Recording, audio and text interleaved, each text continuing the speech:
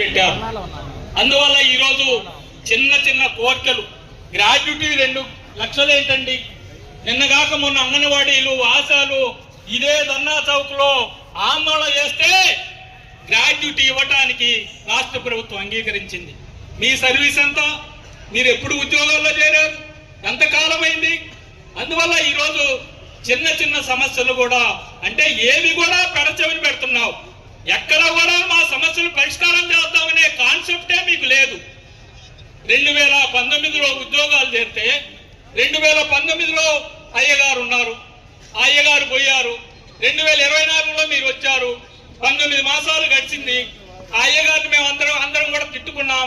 మరి నువ్వేం చేసావయ్యా? నువ్వేం చేసావు? రెగ్యులర్ చేసావా?